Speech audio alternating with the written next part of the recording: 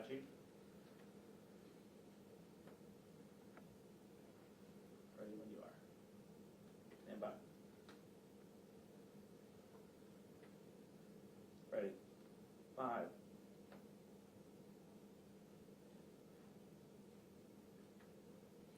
Good afternoon, everyone. Chief Jason West, Rockville City Police. I'm joined here today by our partners. We're here to give an update on the shooting that occurred at Wootton High School yesterday at around 2:15 p.m. I'm joined by State's Attorney John McCarthy, Sheriff Max Wee, Commander Jordan Satinsky of the Montgomery County Department of Police, and Deputy Chief of Police for Rockville City, Barry Dufek. Yesterday, we responded to the report of a shooting at Wootton High School at about 2:15 p.m. Our officers arrived on scene quickly, and we were able to locate a victim that was in need of medical assistance. First arriving officers provided that assistance. We quickly learned the identification of a possible suspect. That suspect was apprehended a short while later in close proximity to the school. We did not immediately recover a firearm. Rockville City Police detectives worked on this case overnight. They're still working on it today. Late last night, a polymer 80 9mm handgun was recovered. A 16-year-old student of Wootton High School has been charged with attempted second-degree murder, multiple counts of first and second-degree assault, reckless endangerment, and other related firearms charges. As the investigation has continued to unfold, I can report that through the investigation, we've identified a second victim in this case. The second victim did not suffer injury. However, through investigation, we learned that the suspect in the case pointed a firearm at that person earlier in the day prior to this shooting occurring. That victim is a 15-year-old female juvenile. At this time, I'll turn it over to State's Attorney John McCarthy for his commentary. Good afternoon. My name is John McCarthy, and I'm the State's Attorney for Montgomery County. I'm happy to join Chief West and the men and women that represent all of the other allied agencies that responded so beautifully yesterday to the events at Wootton High School. In this particular matter, there was scheduled to be a bond review today for the 16-year-old who was named as the defendant in this case. However, the processing of that prisoner took past midnight, and it did not allow the bond to be scheduled in time for today's hearing. The bond review in this matter, and it will be for all the same charges that the Chief just outlined, the second-degree murder, 2 first-degree assaults, and multiple handgun offenses, will take place tomorrow at 1 p.m. before Judge Glynn, who is a district court judge. Literally, the building in which this is held is probably about 100 yards away from where we are. That bond review will take place at 1 o'clock in the afternoon. There's already been set a preliminary hearing date in this case, and the preliminary hearing date is for February the 20th at 9:30 in the district court. So there are 2 dates that are here. Now, the defendant in this case is 16 years old. He's charged originally because under the laws that exist in Maryland, if you commit either an attempted first or second degree murder or use a handgun in the commission of those crimes, the original jurisdiction is in the adult court. That is why, despite him being only 16, he is in the adult court based on the way the law exists in Maryland. Interestingly enough, that is what is now being debated in Maryland legislature as to whether or not those laws should be changed and whether or not these matters could be properly handled in the juvenile division of the court rather than the adult system. Again, it's just ironic that this would happen at a time when literally on Thursday of this week, this would be debated in the House of Delegates as to whether or not we're going to change how we would handle these matters, and whether or not that would be an appropriate place or where a child could receive appropriate treatment for whatever led them to become involved in crime. Having said that, I'm going to reserve the remainder of my comments to following the bond review. There will be some comment after Judge Glynn sets the bond in this matter. I will tell you, as of right now, the defendant is being held without bond in a detention facility here in the county.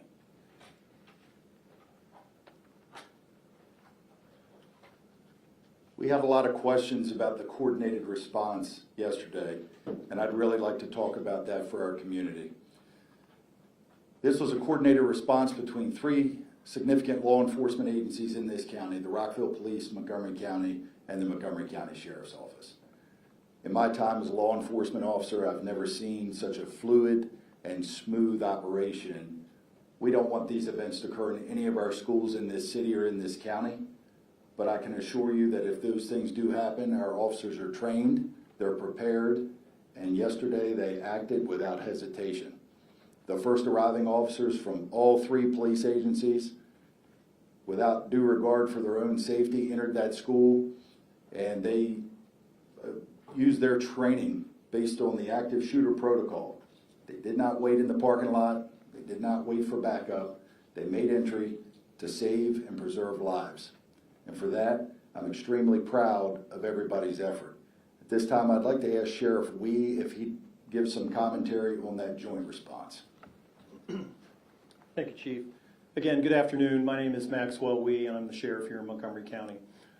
First off, let me reiterate our thoughts and support for the victims of this tragic incident, as well as all the students, the staff, and the greater Wootton High School family that's been affected.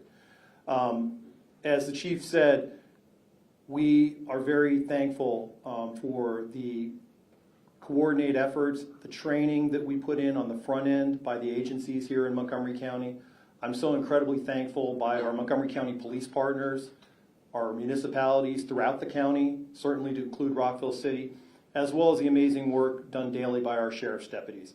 In this specific incident, it's my understanding we had over 15 sheriff's deputies that responded, and that commonality training that we work together before these types of critical incidents, again, as the chief mentioned, we're able to respond as one unified force.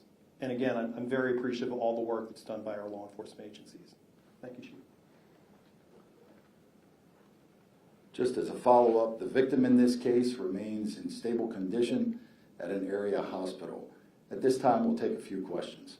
Could you tell us a little bit more about the relationship between the suspect and the victim, or anything you've gleaned from the investigation so far? So I can tell you the victim in this case and the suspect are acquaintances. We are still investigating whatever that relationship may be, whatever the motive was for this crime. Can you speak to the 15-year-old as well? Does that mean charges could be upgraded if he pointed a gun at somebody else? And maybe you said this, but the 15-year-old was also a Wootton High School student? Also a Wootton High School student. We had probable cause to file the charges for first and second degree assault. Whether or not charges get upgraded or downgraded would be left to the good judgment of our state's attorney. So is that second first-degree assault charge related to the 15-year-old, or both related to the initial victim? And second, was law enforcement aware that he was flashing this gun on social media inside the school before the shooting? So the second count of first-degree assault, second count of second-degree assault are related to the second 15-year-old victim. As far as what was occurring in that school prior to the shooting, that all remains under investigation by our detectives at this time. Yes, ma'am. Did the gun pointing incident, was that before or after the actual shooting? We've learned that that was before the actual shooting. And was that in a classroom? Can you share where that happened in the school? At this point, that remains under investigation. I'll take one more question. Was he wearing an ankle monitor at the time? Mr. McCarthy? I have no comment. Was it a ghost gun? It was a polymer 89mm handgun, commonly referred to as a ghost gun. That's correct. How concerning is that? It's very concerning for various reasons. One, we know that those types of firearms are very difficult to trace if we can do that at all. Part of our investigation will include where did that firearm come from, how did that student come into possession of that firearm, and how did it get into the school. Where was the student and the gun found? You said, it sounded like you said the student, or the suspect, the shooter, was found outside the school, and I was wondering if was the gun also found outside? Yeah, the student was located in close proximity to the school. We used a surveillance team from the Montgomery County Department of Police. We were very confident shortly after this incident as to who this suspect was and where he was at the time. That's what led to the very quick apprehension of him. The firearm was not located in the school. It was located late last night away from the school as part of the ongoing investigation. Any sense of motive in this case, and would metal detectors have prevented this in the first place? The motive in this case is still under investigation, And I believe the superintendent of schools addressed metal detectors and AI technology last night. Does law enforcement want to weigh in on metal detectors? Thank you very much.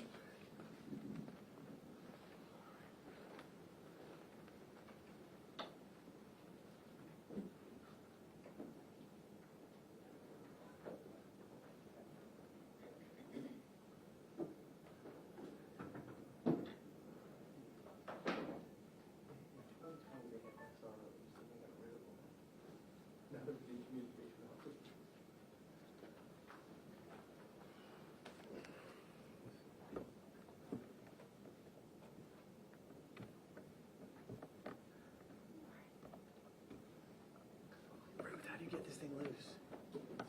Which way to go? I don't know why I'm whispering. That's a great shirt, dude. Appreciate it.